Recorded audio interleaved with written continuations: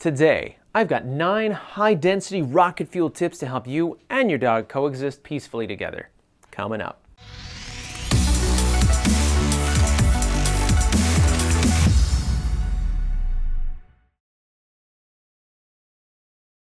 Ian here with Simpawtico Dog Training, and before we get into those 9 tips, please make sure you're subscribed so you never miss any of our videos.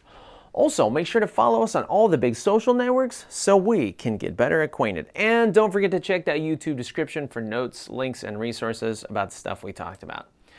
Now, many people in the education world are probably familiar with the work of Harry Wong, a nationally known educator and speaker. His book, The First Days of School, is a staple of educator workshops and seminars. I've had the pleasure of seeing Harry Wong speak live a long time ago when I taught in Phoenix. Recently, I happened upon an old copy of Mr. Wong's book in the attic, and I flipped through it with a chuckle. However, I began reading it through a dog trainer's eyes, and I was gobsmacked at how relevant much of the information was. I've often said to my human students in training classes that it's useful in many instances to visualize your dog as a kid in that they need many of the same things a kid does to thrive. When I read Mr. Wong's book from the angle that we were talking about dogs rather than children, some really good stuff came out of it.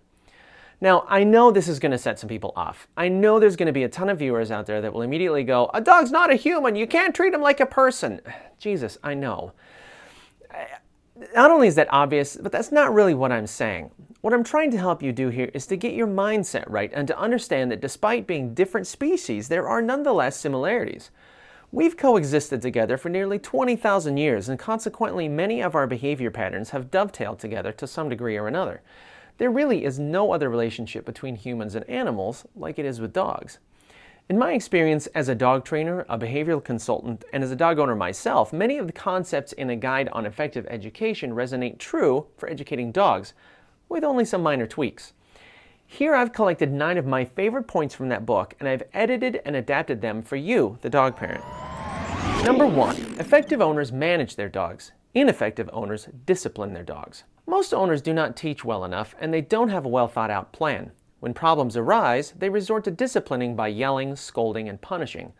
While this may buy you momentary compliance, this is totally ineffective for long-term good behavior, and it quickly erodes your relationship with your dog. It compromises trust, respect, and love. The number 1 factor that leads to a happy home is management. And effective dog owners have good management skills, train for mastery, have positive expectations for their dog's success. Effective homes have rules and procedures for most everything.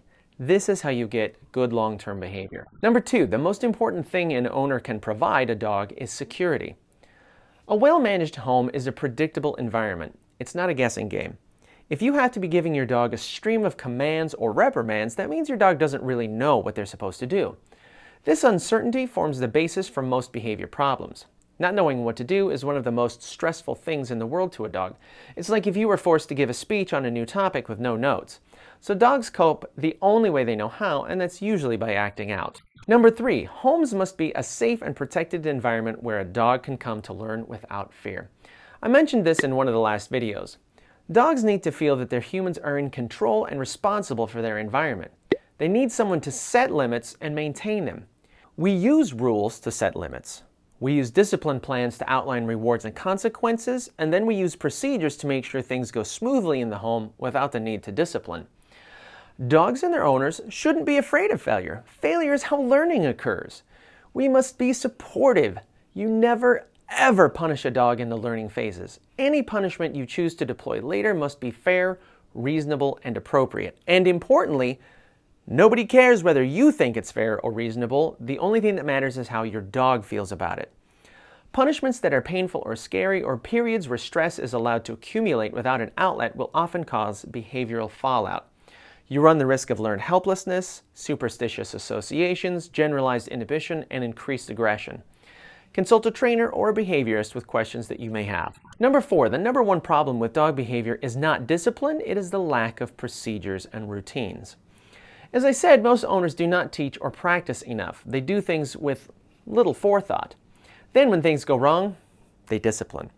A vast majority of the behavior problems in the home are simply caused by the failure of dogs to follow procedures and routines. Well, mainly dogs don't follow procedures because their owner hasn't thought out the procedure.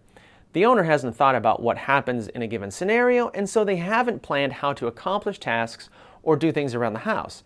Thus, the dog hasn't been trained to follow the procedures, and the owner spends time chasing the dog around and trying to discipline them. Look at it this way. To do anything in life successfully, we simply follow procedures. It's the same when we get up in the morning, go to the grocery store, see a movie, get on the freeway, order a meal, start the car, pay bills, mow the lawn, etc., etc. Every time you want something done, there must be a procedure or a set of procedures.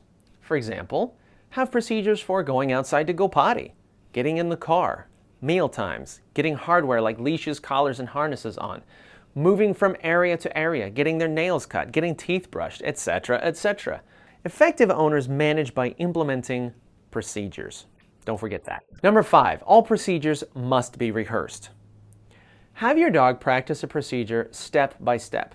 This will help you identify individual behaviors you need to teach your dog to be successful. Make sure your dog can perform each step correctly. If a procedure requires a sit-stay, for example, make sure your dog knows how to sit-stay in that spot. If a procedure requires they go to a certain place and take up a position, make sure they know that and have practiced that. If you don't rehearse and practice, time that should be spent on other things will be wasted just getting these simple things done. The reason that many owners cannot get their dogs to do things is that they just tell their dogs what to do. You gotta do what all coaches and teachers do. Practice over and over again until the procedure becomes a routine. It's a simple 3-step process, really. Teach it, rehearse it, reinforce it. Don't overthink it. Number 6, reinforce a correct procedure and reteach an incorrect one. Determine whether your dog has learned the procedure or whether they need further instruction or practice. Reteach the correct procedure if rehearsal is unacceptable and give representative feedback. Praise and reward the dog when the rehearsal is acceptable.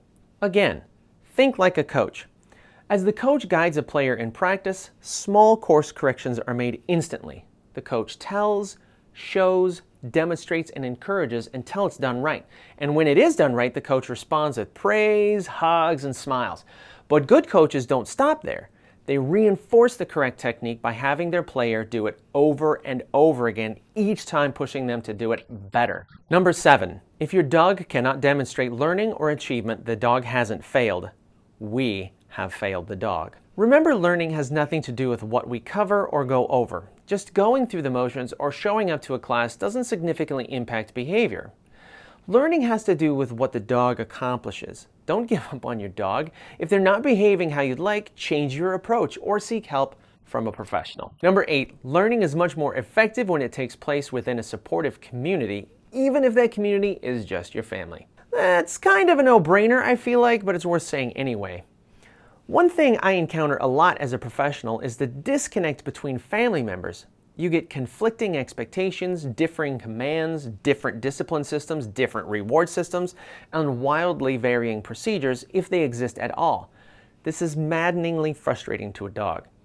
Some members of the household are either unable or unwilling to stay on the same page with everyone, and that creates a lot of friction between people and the dog. You've got to avoid that good cop, bad cop dichotomy and make sure the whole family is consistent and supportive. One bad apple can ruin the whole system. Number 9, the greater the structure of a lesson and the more precise the directions on what to do, the lower the error rate and the higher the achievement rate. Training and practice sessions should have a consistent and familiar format. It should be obvious to your dog that it's practice time. You must set yourself a clear objective for each training and practice session. One thing per session is usually sufficient for pet dogs. You must set criteria as to what you want your dog to accomplish in that session. This could be adding 5 seconds to a stay, adding 5 feet to a come, adding a new step to a chain, getting a faster sit. The possibilities are endless, so don't go in without a clear goal. Then you'll know if your dog is achieving or is struggling, and it's much easier to problem solve. We make our instructions clear by communicating efficiently. We teach our dogs the meaning of words and the meanings of hand and body movements, and we remove the excess stuff. We make representative observations about how they're doing and give them representative feedback on their performance. Here's some good news, guys. It's never too late. Dogs are usually elastic and respond well to a positive, supportive environment. In all but the most serious behavioral cases, you are able to reteach and reset if you're patient and consistent enough. And dogs' brains are wired to love routines and procedures, so why wouldn't you capitalize on that? So there you have it, guys. I hope these 9 tips have got you thinking and have inspired you to streamline things at home to some degree. I'd love to hear your thoughts about these and how they've got you thinking, so let's connect in those YouTube comments. Don't forget to thumbs up this video, and as always, keep learning, keep practicing, and we'll see you next time. Thanks for watching.